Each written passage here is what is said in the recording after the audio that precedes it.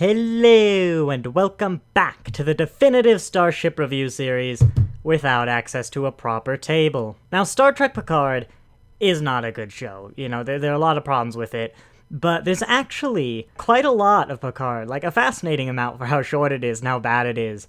That not just from a storytelling standpoint, but from like this is the Star Trek universe after post-Nemesis. Well, post-Nemesis, not after post-Nemesis.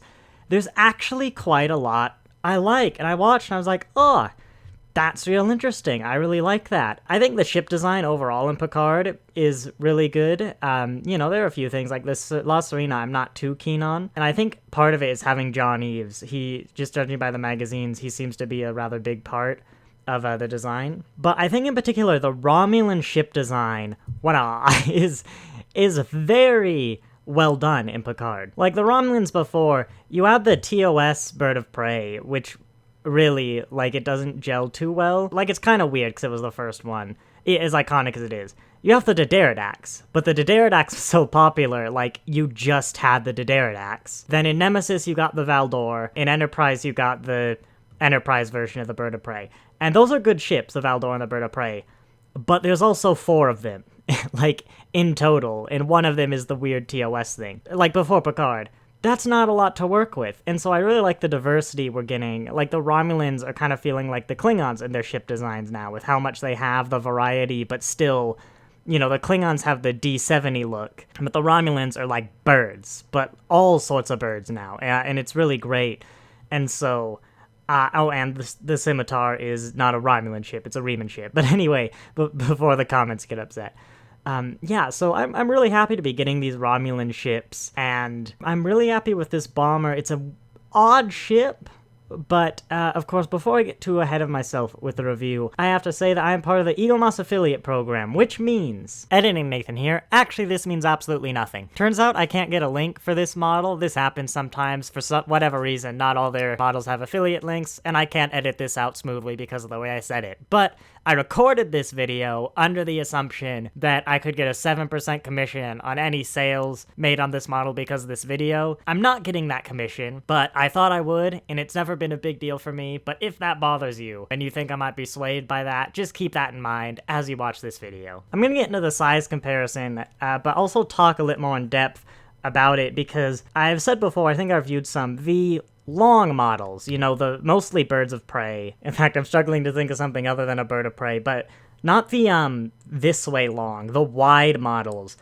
I've always had kind of trouble with, and it's kind of entirely me, because usually I'll see them, and because they're not long, you know, that's probably like a standard size. Actually, hang on, just a bit of a spoilers. But yeah, that's standard size wide length, or length, rather. But width length, it's as long as, you know, any other ship, as you're about to see. So often with these models, you know, I'll get out of the box and I'm like, wow, that's small, even though it's like Zhang He length or something, just because of the way the length is width. They're also a bit hard to display. I think the best way to do it is this is the exact same tripod setup I had for the Wallenberg class. Here we go, exact same camera angle, and actually it's a bit small in the frame now than I remembered. But it's a good amount of the frame. You know, I pick it up, bring it a bit closer, but it's got that thickness, that bulk in a lot of places. When I set up the camera with this, I went, wow, that's small. Like, that's a bit small. And actually, like, there's a lot of wasted space. And actually, I think I've moved the camera in a little bit because of it. It's why you can see the top of the monitor here. But they don't tend to take up as much volume, and usually volume is what I like in the size, not really length. And sure, that's kind of here with the bomber, but I actually think it's a really nice job. Something about the thickness, maybe the length, it's dodging a lot of those problems. It's still going to be a bit of a pain to display because of, you know, the width. Like, most models aren't too much bigger than the stand, but this one really is. But I think it'd look weird in, like, a collection of standard size models, unlike the other bird of prey from Picard, the issue 3, I think it was. And so I'm quite happy with this. Like, in my hands, I guess maybe it's because I have to hold it like this, or, you know, I could do it one hand, but naturally it's kind of like a two-hand model, which makes it feel a lot bigger. So with that detail out of the way, just how long is it? Well, it is actually about the size, if I should get down frame, about the size of the Enterprise J, Also the Enterprise D XLs, but the only Enterprise D I have is the gold one. So, like at least at this house. So, I'm not... It's just a bit of a hassle to handle gold. I think a useful comparison to make is the XL Klingon bird of prey, and actually I'll hold it like this, where obviously the XL is bigger. I mean, it's an XL bird of prey, but the Romulan or bomber is going to be about the same size as the wingspan, ignoring the guns, or the Klingon bird of prey. But you can kind of see the Klingon bird of prey doesn't suffer this issue where I was talking earlier because it's rectangular. If you kind of draw a box that encompasses, the whole frame. I mean, it's the frame of this camera. It's rectangular. Whereas this one is more kind of like a line. It doesn't really jut out as much. Like, you can see it kind of does just because of the tips of the wings. But your mind kind of focuses on the body. So often you look at the models and go, oh, well, the Romulan one is half the length. When actually it's almost just as wide, and in fact, almost just as big a box, like for an XL and a normal model if you look at it. But I think this is a really useful comparison to make right here. This is a really weird ship we've built. Looking at other Universe-class models, it is about as long as a 7 of 9 ship, so yeah, it's a big model. It's actually a little bit longer than the Zhang He. Like, that, it's that size. It's bigger than the Zhang He from, like, tip to tip. So, yeah, it's a lot better than the bird of prey, which, hey, speaking of that, I don't know, just because its length is so extreme. Like, if you look, you could fit 2 of these birds of prey in here. It doesn't suffer so much from that. It's maybe a bit smaller than most models, just by looks, even though it's not, as I'm saying, it's not smaller, you've just seen, but often they look like it. These ships are really nice together, actually. I don't think I've displayed them properly yet like this. This is nice. I like it. And finally, over on the Discovery Collection, it's about the same size as the Nimrod class, and I should really unpack a lot of my Discovery models because it's getting hard to get these size comparisons. So with all that out of the way, we can finally start talking about the bomber itself, which is an interesting concept because, like, I get in space, a bomber. Like, you have a heavy object, you drop it from orbit, absolutely devastating. Doesn't even have to be a bomb. But from a Star Trek standpoint, I always found it kind of weird that, like, you'd have a bomber. When you're phasers, I'm like, I mean, isn't that just as good and kind of easier? We know you can shoot planets and, like, just obliterate them. And I think that's actually where, I don't normally do this, but I want to point out the magazine that comes with this model was really good. Like, it actually had a lot of cool insights on the ship and Picard information. So it was actually kind of designed to be, when the synths attacked Mars, like flying through the atmosphere, it was that. Well, actually, it was the replacement for that. So they went in orbit, the bottom would open up, and they actually would shoot loads and loads of phasers. Like, it wasn't bombs, it was phasers. And, by the way, I am getting Romulan bomber. This calls it Romulan vessel. Like, all the packaging is calling it Romulan vessel, but everything else has been calling this Romulan bomber. But yeah, I really like the look of this ship, and again, having the model, as usual, really grows on me, and it's proper, like, Romulan extended. He did exactly what he should have, John Eves, which is looked at what came before, the Valdor, and went plus 20 years, So one of the things that was highlighted out by the magazine is that actually the panel work is very Valdor. You can see a lot of those straight lines, the small, intricate straight lines. Not as detailed as the Valdor. The Valdor is a much bigger ship, like much bigger ship, of course. But you can really see the similarities, like, yeah, it's got Valdor detailing work, which is a detail I really appreciated. And similar for the underside of the wings, it's very Valdor. You can see all these small little rectangular panels and the big lines, which will really line up on the Valdor. Loads of big lines. Those are the small, I called them rectangles. Trapezoidal? 1, 2, 3, 4, 5. Pentahexagonal? Magonal? Like, I don't know, but it's Romulan. That's the important part. Another thing is the bird image on the bottom. I really love that Picard's including this bird image again. I don't think it really works with the Dideridax, which doesn't have it. And I guess, actually, the Valdor doesn't technically have it, but it has, like the Dideridax, intricate in the rings and stuff. But I really like how they're doing it, because, as iconic as the TOS one is, I should have gotten that model out. It's always been a bit childish to me. Like, it doesn't make it more intimidating. But I've loved the bird of prey designs that they've been putting in Picard.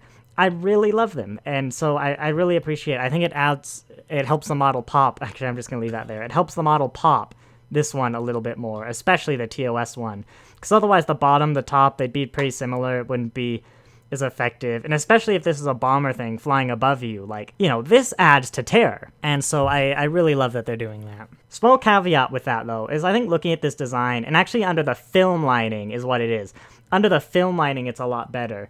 But if you look at the magazine, in the picture, it's got this, like, gold, yellowy rim that really makes the bird of prey stand out. You can see it here. Again, the film lighting is really helping, but it's a lot less apparent, especially without amazing lighting, and it kind of blends in. So the bird of prey isn't as prominent. I'm actually going to shut off my film light. There we go. I know things are maybe a bit orange, but especially in real life when it's darker and just under natural room lighting, the bird of prey blends in. Like, it's very dark green, very dark red, and it's not as prominent. And especially like the bit where the wing is in the shadow, it's kind of hard to tell where the bird starts and like the actual ship ends. And so I wish they had done that yellow line darker, or rather more, well, no, to the 5. Really what it is a lot of Picard in modern Star Trek has been going for like the damage look. You know, it's been dinked, weathered, dinked by asteroids, that sort of thing. Maybe even battle scarred, which is a nice look. I've never strongly fought against it. On bigger ships, it's not great. But I've also never been a big fan, because I kind of just feel the ships would be maintained better. Like, I get why they probably should have chipped paint, why they'd get that. I just don't get why you wouldn't do anything about it, or even the material wouldn't be futuristic enough where you wouldn't get it. And actually, in saying that, I don't think the 32nd century ships do that, which is a nice little touch. But I think that's probably why, but I think that might have been a mistake for this bird of prey. Like, this bit is great with the wing, but if you look at these tips, like, I don't even think there is a yellow line that, well, it's there, but it's really hard to see. Whereas if you compare the tip of the wing to the magazine, which again, the magazine might not be exactly how it is in the show, but I think I prefer, like, look at how much more stunning and obvious it is in the magazine than it is even under the film lighting. It's also got a great silhouette. I love the, like, down uppy. It also says, like, very Romulan to me, very, like, aggressive bird. And it's very much a bird, and I love that. I think they're doing a great job with just how bird it is. Because, you know, the Pterodax has a beak, and if I analyze it, you know, I can get, yeah, it's got, like, wings and stuff, but a lot of the Romulan stuff, the Valdor's a bit better, but I never really look at it and go, like, that's just a bird. I'm like, oh, that's a spaceship. I can kind of see the bird influences. With this, I'm like, no, this is a bird. But it's also such a bird, but also so believable for what it is. Like, if you painted this black and told me, I've got rid of the bird, painted it jet black, and told me this was America's new stealth bomber, I'd be like, yeah. If you told me that this is just the stealth bomber, like, I'd believe it. I don't look at the stealth bomber enough. It also looks evil and aggressive enough to pull off an American military aircraft. But I think that's what I like about it, is it's such a bird, but it's also such a, the Romulans are coming, this is terrifying.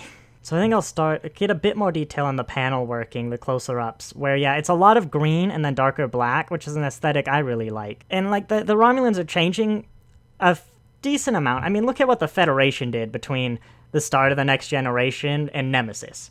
Like, you know, they also developed, but the Romulan Star Empire also collapsed. And so the Romulan Free State would kind of be doing different stuff. And so I like that. I just really like, again, the direction they took the Romulan ship design and a lot of kind of Romulan politics stuff from what we kind of glimpse. I just wish there was more of it. But you can see that wing work is really intricate and nicely done, very angular. Also got the weathering, and of course it's going to be symmetrical on both sides. You have the nice little glowy, I guess they'd probably be warp nacelles, less impulse engines. I haven't really thought about the sort of lack of warp nacelles. Like, yeah, those are actually obviously, if we get it into focus, those are obviously Bassard collectors, like the red bits from a Bassard collector, whereas you have more orangey, I guess you would call that impulse. And, you know, we've had warp built into a body before. The body itself has got a decent amount of beef for the ship, and I think that's what's doing fixing a lot of the size problems for me I usually have. You can clearly see it's relatively thin. It's got thickness to it. It's going to be a few decks, but it is relatively thin. I really like the aggressive window sort of thing. I mean, I don't like that they're windows, but I do like the look that this thing gives. And I don't know how big they are. That might actually be like shuttlecraft size, in which case, yeah, actually, you have windows on shuttles. Or if that's more decorative, or like just the middle bit is the bridge, and then you have observation. I'm not sure. But overall, yeah, I just think it's a very nice, intricate little design that Eaglemoss has done well in this model. I think they've really captured it well and done it at a good size. So yeah, I think that's all I really have to say for this model. I hope you enjoyed it. Next week, we'll be looking at an Eric Snakehead, of course, just rounding off that universe collection. If you have any questions about this model, just ask in the description. I'll do my best to answer them. If you want me to review any specific model, again, just ask. I have just over half of all of the Star Trek ships Eaglemoss has ever done, leaning to like the specials and the XL. So if I have it, I'll also review it. Thanks for watching, and I'll see you next time.